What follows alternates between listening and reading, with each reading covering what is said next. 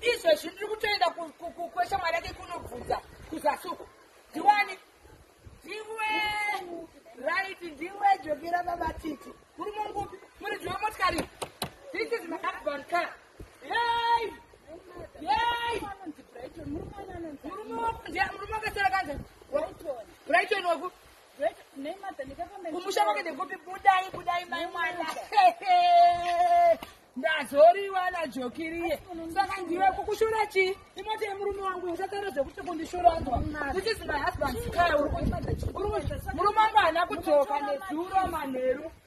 Haana kudzoka. Motikari exactly. Zvese kana. Zvese. Saka makatenga kudana narini? Munondishure. Unoziva kuti ndine vana here nemurume? Ndine muchato. Ndine muchato. Muri kunzwa here? Ndati ndine muchato. Murume ndipe foni iyoyo. Zvinoita Mwari. Ndisavisavisanini. Mahure zvaanoita una kuisa password. Isa password apa. Foni yangu here neimada. Mwana hamusi kundiziva. Hamusi kundiziva mai mwana. Ndati isa password. Isa password. Murume wangu haana kudzoka nezuro muri kuswera muchigibhela.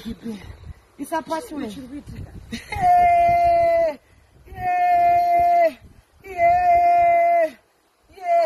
Apa namba yachine haina kana kutombosera.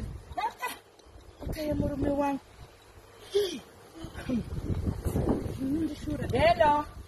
Hello. Yeah. Wakati waita breakdown ka. Mota yako ndinayo manje. Ende joki rako ndinaro manje. Ndikakuona kuti unoiramba sei nyaya iyoyo. Ndakuba redundant. Simurume sikuomberi singanyara. Nezvino wakasiya kumbokwa hakuna kana shuka. Basa rekuti mukadzi chii chatakasiyana. Chii ichocho. Manje nhasi tinosvitsana mapeni. Nhasi ukasauya pano ndomuuraya. Otodeidza polisi. Mota yako usada kunyembera zingaira. Wati une breakdown. Handoti breakdown kumashure. Ndaiona mota yako. Ndaiona. Exactly. Zvese. Yes, no. Ichi number plate. Taura number plate.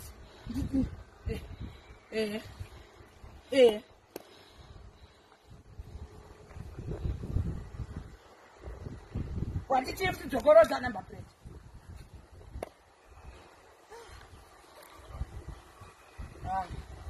Saka ndofunga yakafanana ngirini. Yakafanana kala. Aisiri.